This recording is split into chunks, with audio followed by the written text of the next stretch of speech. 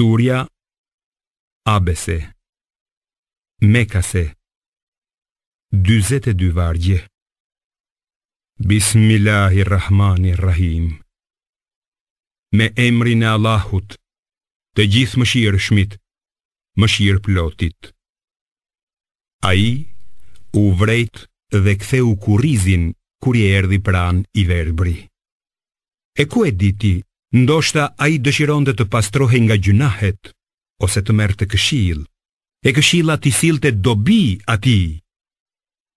Sa për atë që është i pasur, ti atij po i kushton vëmendje, megjithse nuk ke përgjegjësi nëse ai nuk dëshiron të pastrohet.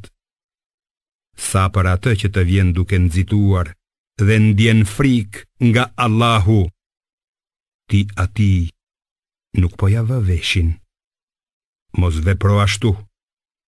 Në të vërtet, ky Kur'an është këshill. Pra, kush të doj, le të marrë këshill. Ai ndodhet në faqe të nderuara, të lartësuara, të pastra, në duart e shkruesve engjëj, të ndershëm dhe të drejtë. Mallkuar qoftë njeriu, sa mosmirnjohës që është ai. Prej çfarë gjëje e krijon Allahu atë? Prej pikës së farës e krijon dhe i jep përmasa të rregullta. Më pas ja lehtëson rrugën e lindjes, e pastaj e vdes dhe i cakton një varr, dhe kur të doj, ai e ringjall. E megjithatë, njeriu ende nuk i ka plotësuar ato që i ka urdhëruar ai. Le të mendoj njeriu për ushqimin e vet.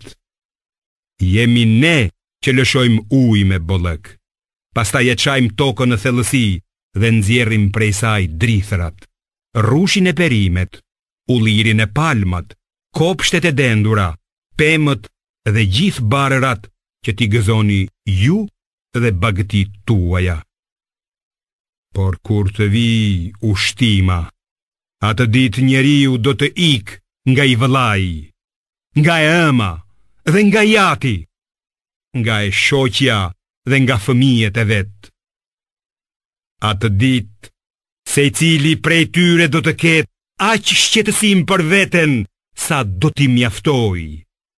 Atë ditë do të ketë fytyra rrezëllore, të qeshura e të gëzuara. Atë ditë do të ketë edhe fytyra të pluhurosura që do t'i mbuloj errësira. Këta janë jo besimtarët, gjunaqtarët.